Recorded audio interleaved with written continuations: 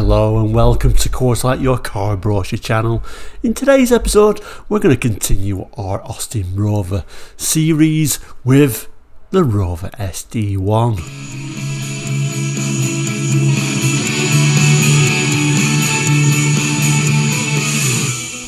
Welcome back, and if you're new to Course Like, we'll look at car brochures from around the world for the 60s, 70s, 80s and 90s. Today we're firmly in the 80s, continuing our story with the Austin Rover full range. We're right at the end now with the big Rover. So if you're interested in that sort of thing, please do consider liking and subscribing. It certainly helps us greatly. So, the Rover SD1. Strange name, wasn't it? SD1 was really just the code name that eventually became the production name, although you'll never actually see SD1 anywhere in these brochures. It is just Rover. So let's have a look at that now. So here we go. Top of the range vehicles in this Austin Rover brochure. The Rover SD1, produced between 76 and 86. This is October, November, December 1983. European car, 1977. Kind of one of my favourite designs actually. I think it's a really good looking car. Front cover is showing the Rover Vitesse, the mark of good breeding. Vitesse, of course, the top of the range, the sort of sporty model. A lot of people's favourite. It isn't mine, but we'll come to that in a moment. Like I say, SD1 never shown anywhere. It was really more of a code name, but it kind of like, I guess because this is the only Rover in here, they didn't really think it needed a proper name, I guess. I'm not sure why, but you quite often just called these like the Rover 2000 or whatever engine was in there, or you probably just call this the Rover Vitesse. I think more at this time. I think SD1 became more popular later on, I think. Anyway, and wittering, let's look at the first one in the range. So the base model at this time was this, the Rover 2000. Also on this page it's showing the Rover 2300 as well. We'll look at some of these images and some of this text, I think. So here is the base model Rover 2000. Everyone I'm sure is going to think this is my favourite one because, you know, if you know Course Like, you do know that I like base models because, you know, they miss some unusual things they cut out of them, but this isn't actually my favourite. We'll come to that in a moment. So base model. So we can tell this is a base model. Look at them wheels. Those steel wheels on a big Rover look very poverty spec, and also very plain bumpers. We've got sort of no like chrome going around the bumpers, have we? Anyway, let's have a look on the inside. So I kind of like think these are just as interesting on the inside as they are on the outside. Really good styled car, and I think a really good interior as well. Very clever interior as well. You know, if you want to change from or produce a left-hand drive or a right-hand drive, you've got this little vent here where you'd put the steering wheel there to very cheaply change that over. And of course this is all on sort of this sort of shelf, so we can even shift all this over. Very clever designed interior, and you know, even a base model, lots and lots of gauges on there. What else is it showing here?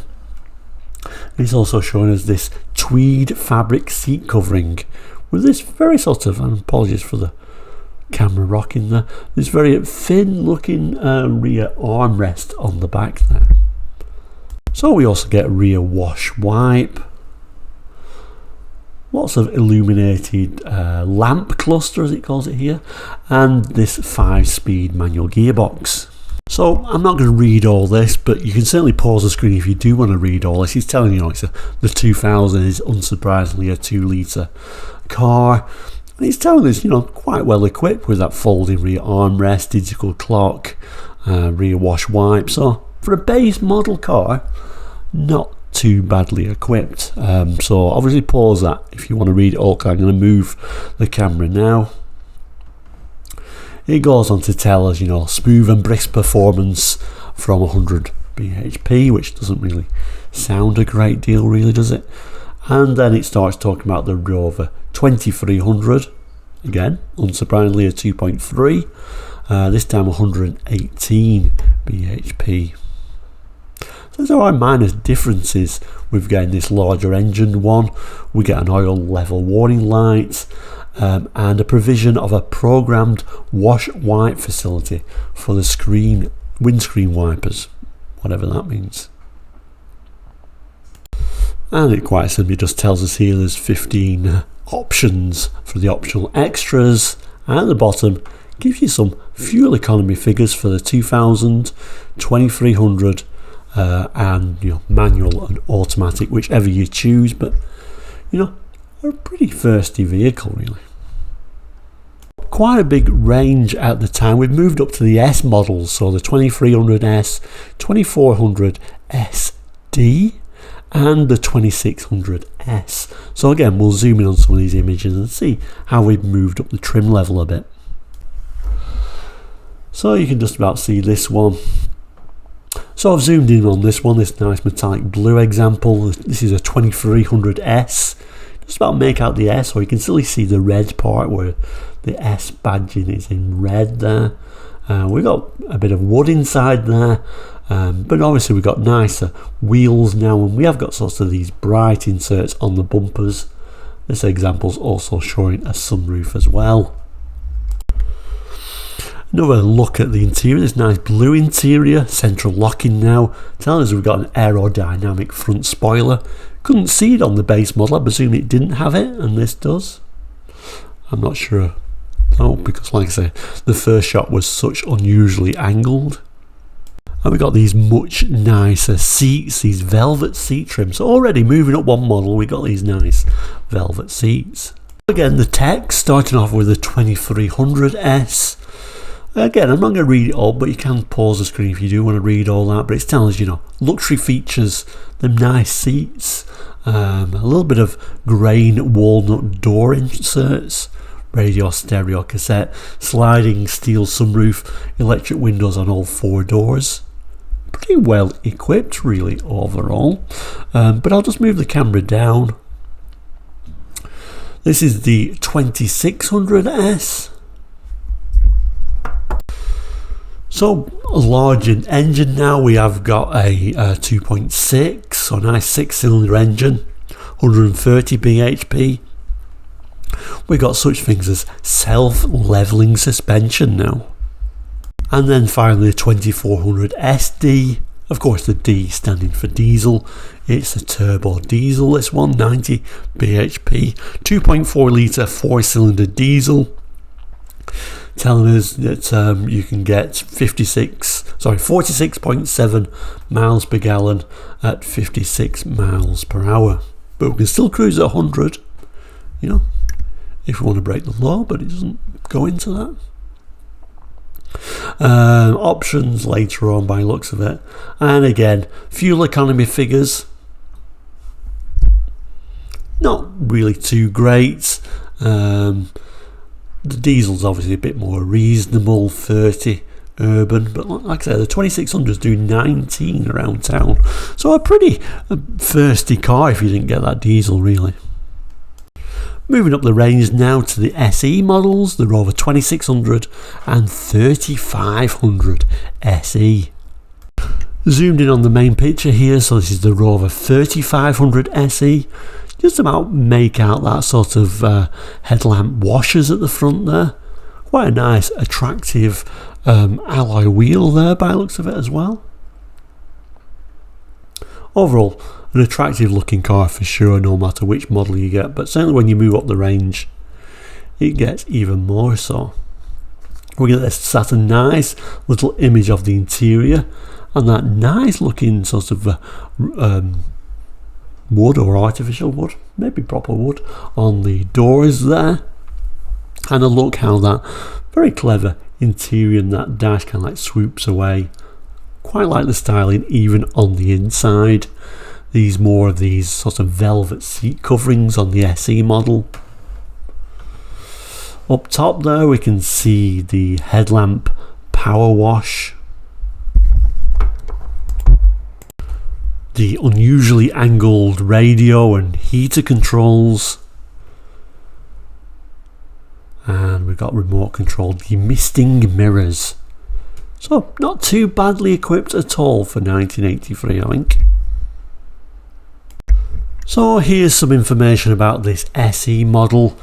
But again, you can read some of these extras that this particular model has. It's telling us it's a mid-range price but a top-of-the-range model, although we've only got more models to come yet. We've also got 3500. Kind of tempted to say that's the model to get, really. A 3.5 litre V8. I'm sure extremely thirsty though. And you know, it doesn't tell us any options here, but it does give you an idea how thirsty those models are. I mean, look at that. A manual 3500 SE, 16.9 urban. Get a little bit more around urban actually for the automatic. And then we come to my favourite, even though I'm going to say it wrong, the Rover Vandenplas. Look at those seats. I mean, it just looks so nice, and that interior with the wood. Particularly like it in this opaline green metallic. Rover Vandenplas, I should call it, I guess. I'm still going to call it the Vandenplas, even though everyone's going to complain about that though. But like I said, this is my favourite by far. So let's zoom in on some of these images. Just looks so nice in this trim. You've got headlamp washers on this one as well, and these little fog or spotlights. I'm not sure, we'll probably find out later on. This amazing interior. This looks so nice. These interiors on these Rovers look way nicer than the Ford. Again, everyone's going to shout at me then, but such nice looking seats. This is Connolly leather, although you could get a fabric trim at no extra cost if you preferred, and you know, I'm not a huge fan of leather, but it does look nice in that brown, I must admit. A little bit of a look at those Sentra console at that unusual angle, if it'll tune in. This stereo cassette player, heater and cooling controls, and this sort of trip computer it's got.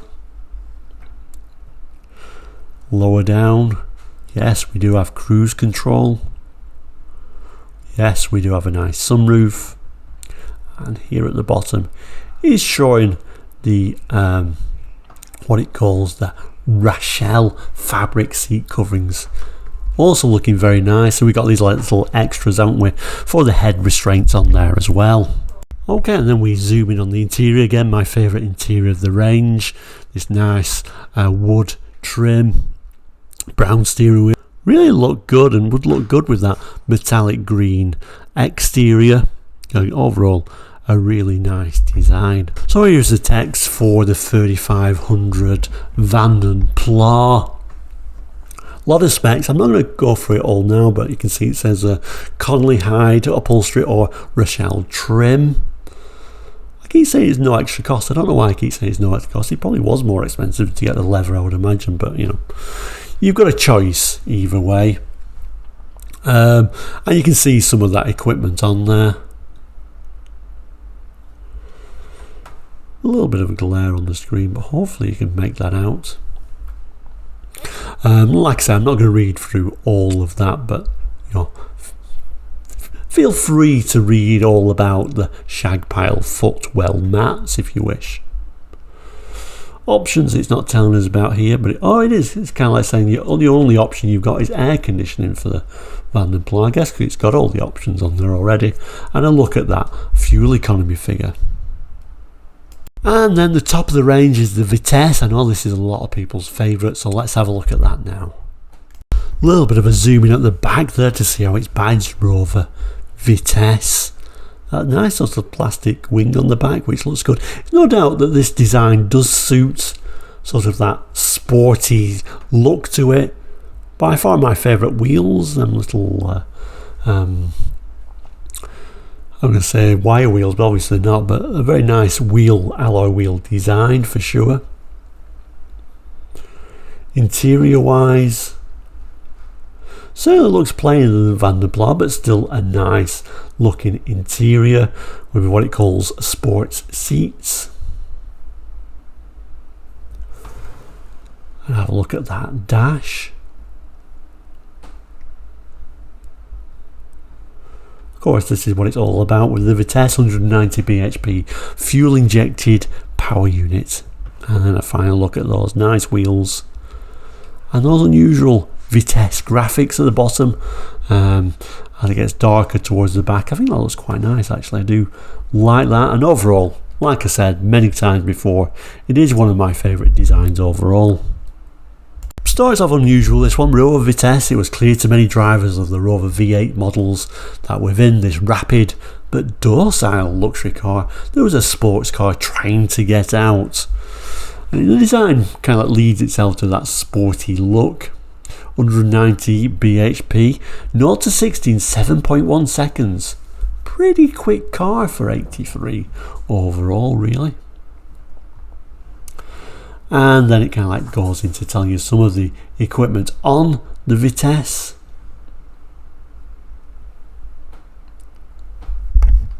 There you go. You can just about make that out if you do want to pause the screen and see some of those features. It says, not so expected perhaps is the soul-stirring exhaust notes of the fastest ever Rover.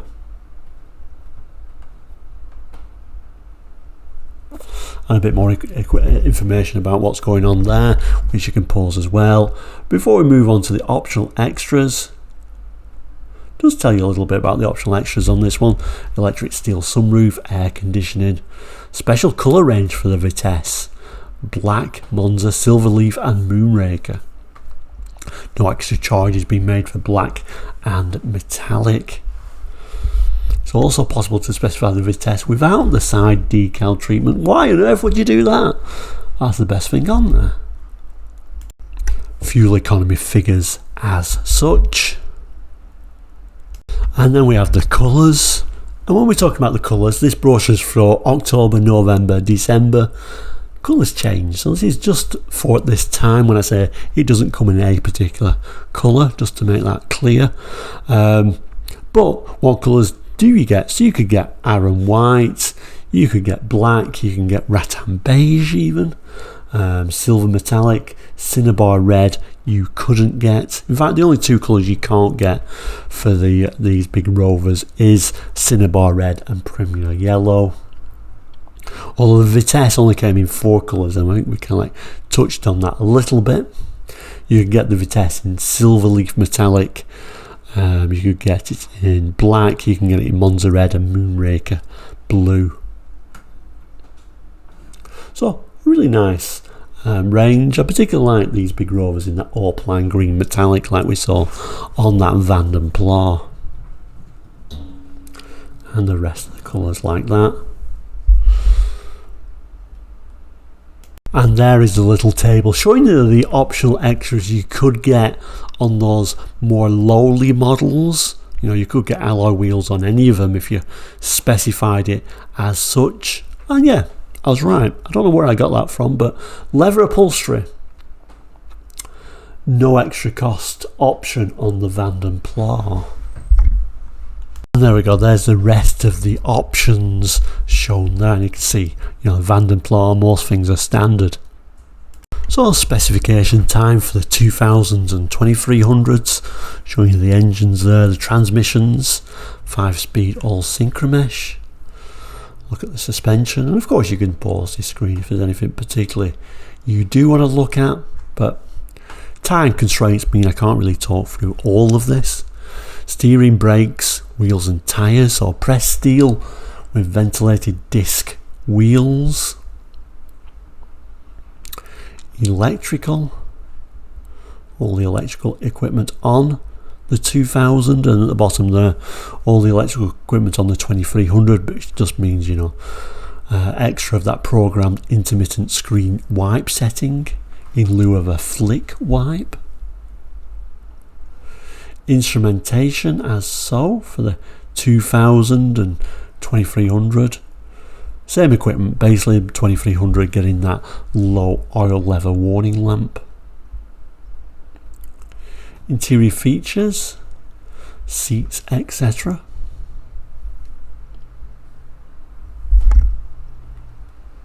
And body features before we move on to the Rover 2300S, 2400 SD and 2600S. Basically it's telling us it's the same as the 2300, except it's got a few variations which it shows here.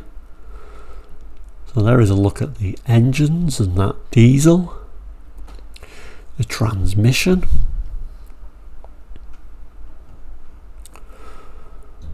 suspension, wheels and tyres, electrical,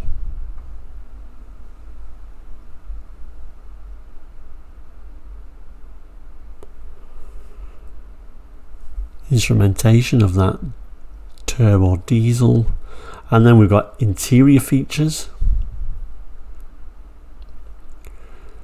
body features, and yeah, it does tell us that front air spoiler isn't on the base models. You had to move up to the S to get that. And then we've got the Rover 2600 SE, 3500 SE, same as the 2600S with the following variations. There's a look at that engine, that V8. Automatic transmission standard, but you could get a manual if you wanted. Wheels and tyres, we're now into alloy wheels, of course. Electrical. And the rest of the electrical. Twin underbody lamps. Interior features and body features. And then finally we get to the Van der Pla. Enamelled cast alloy wheels.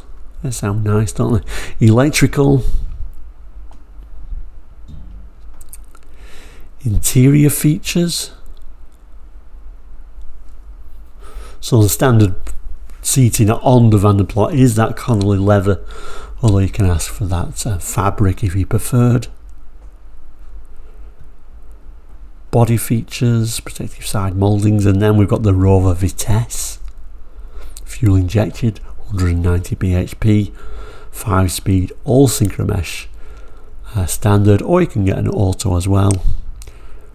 Suspension, height adjustment, brakes, wheels and tyres, cast alloys, electrical, front and rear cigar lighters, interior features, and finally body features.